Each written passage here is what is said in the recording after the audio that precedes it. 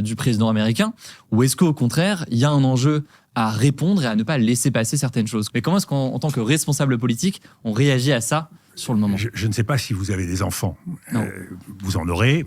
Et la même règle s'applique avec les enfants que dans la vie, au département de la justice, ou au département de la sécurité, ou en matière internationale. Aucune infraction, aucun dérapage ne doit rester sans rappel. Jamais. Même quand on dresse un chien, il doit comprendre que quand il fait une bêtise, il pisse dans le salon, ça ne doit pas se passer comme s'il ne l'avait pas fait. Bon. Eh bien, avec Donald Trump, c'est exactement pareil. Il doit savoir, quand il dit une bêtise, que ce n'est pas sans conséquence. Et on l'a fait année après année avec M. Kim Jong-un. On l'a fait avec M. Poutine, où on essaye de le faire de notre mieux. Pourquoi est-ce qu'on ne le ferait pas avec Donald Trump? Je vous prends un exemple. Je ne dis pas que je suis lassé de le répéter, mais ce sont des évidences aujourd'hui. Tout le monde le sait, et pourtant, on fait comme si on ne le savait pas.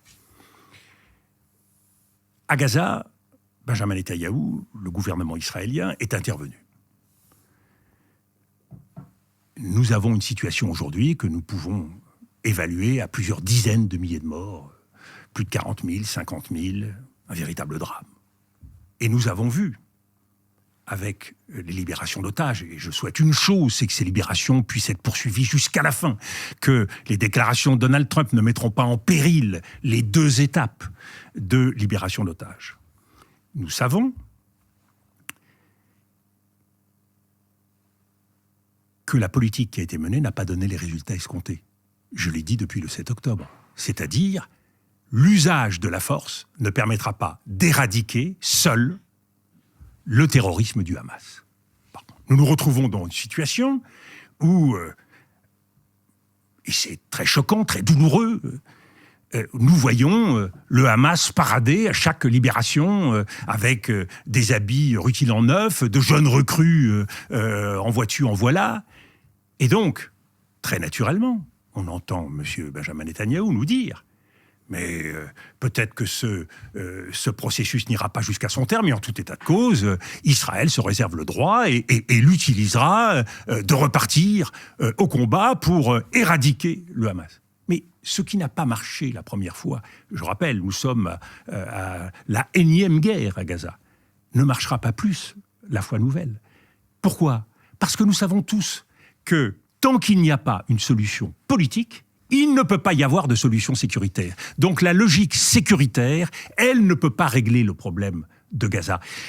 Et donc une nouvelle intervention militaire nous remet dans la même situation. Et c'est là où la démocratie, celle des adultes, celle de ceux qui jugent en conscience, elle doit nous donner le temps d'avance de ne pas refaire toujours la même chose. Et donc nous sommes fondés, et le président de la République française le serait aussi, de dire...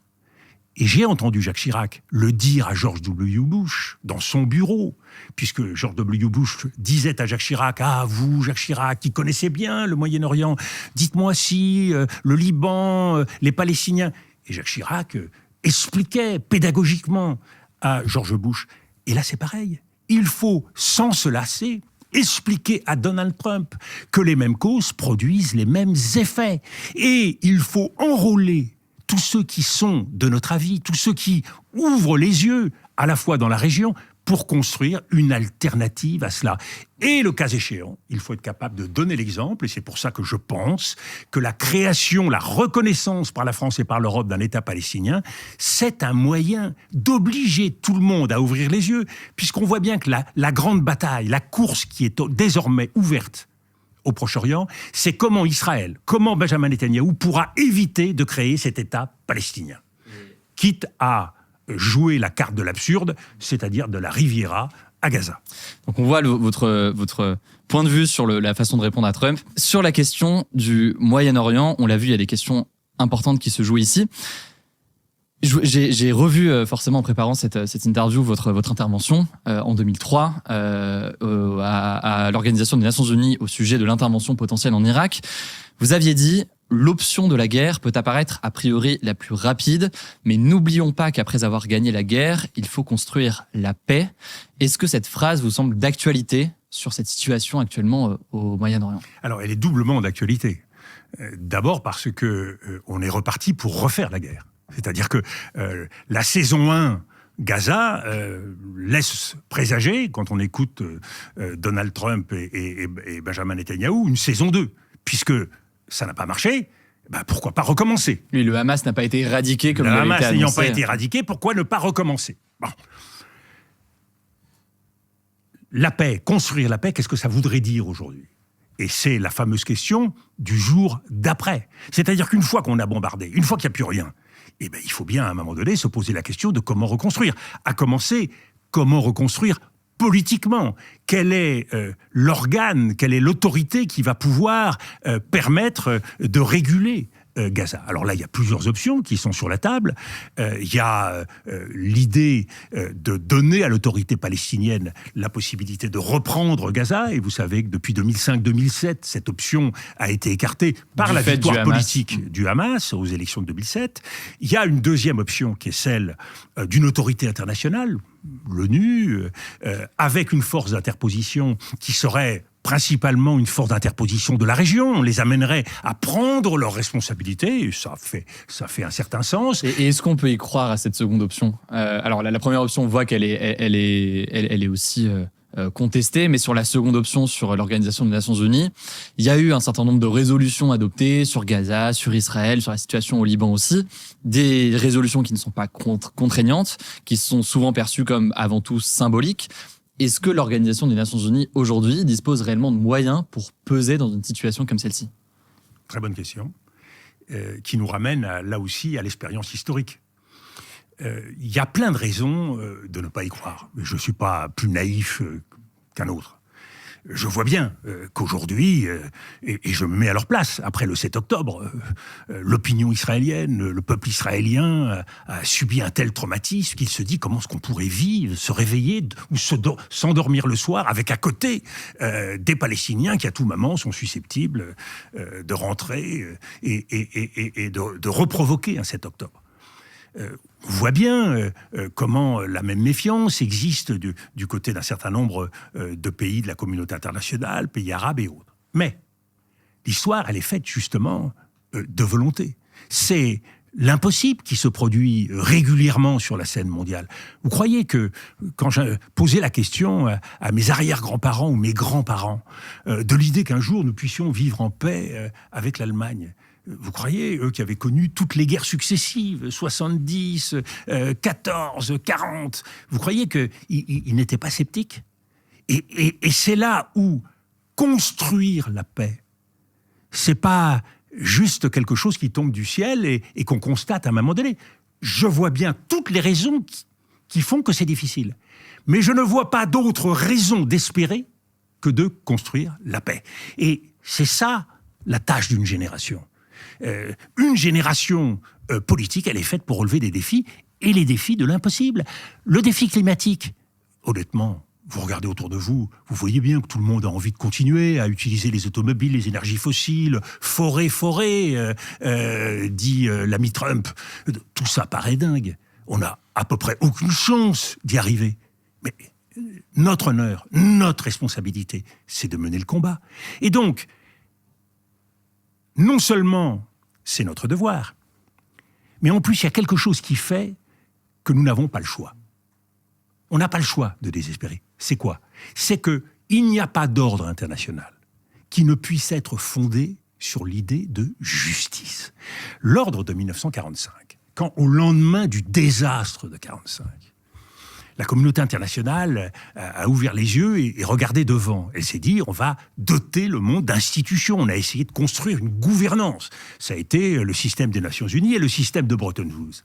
Quand après 91, quand il y a eu l'effondrement du mur de Berlin et de l'Union soviétique, on s'est posé la question, sur quelle base reconstruire ?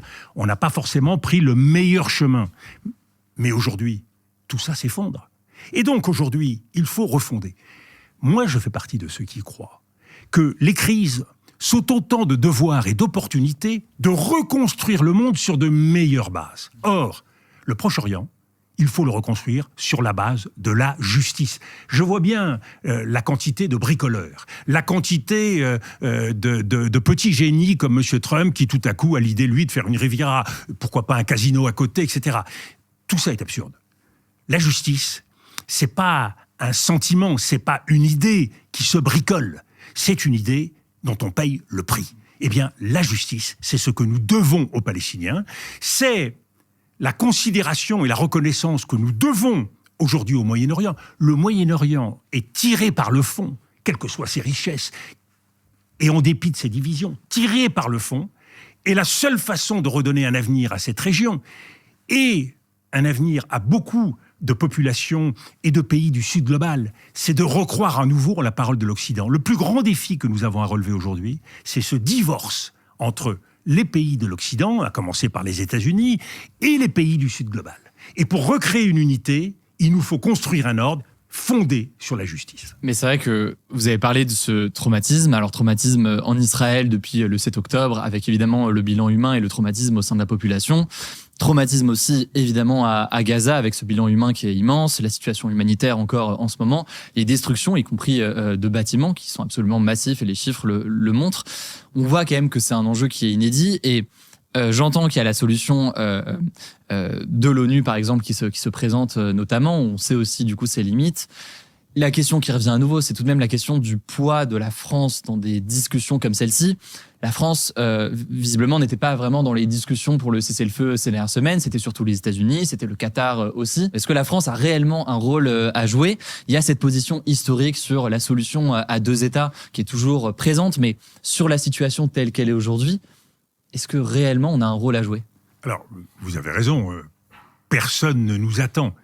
Et il y a plutôt le sentiment que nous n'avons pas forcément été là, au rendez-vous, dans un certain nombre de crises. Et donc, oui, il y a le sentiment d'une frustration, d'une absence, d'une voix de la France qui n'est pas suffisamment affirmée ou qui a eu tendance parfois à osciller. Bon, oublions tout ça. La réalité, c'est que, on le voit bien aujourd'hui, si la France ne parle pas, qui parle ? Qui parle ?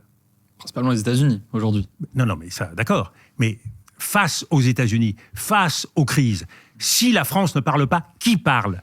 Et c'est donc la réponse qu'immanquablement je vous fais.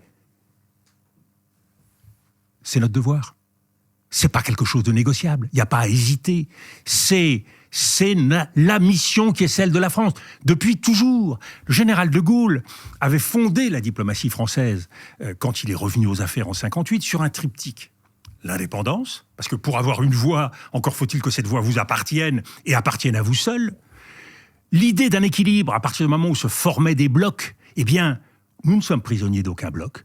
Nous oscillons entre l'un et l'autre. C'est ce qu'on redécouvre aujourd'hui après le non-alignement dans le multi-alignement. C'est que si nous avons des affaires à traiter et à régler, comme le climat par exemple avec la Chine, faisons-le. Si nous avons d'autres affaires à régler avec le Brésil, l'Inde, faisons-le. Le président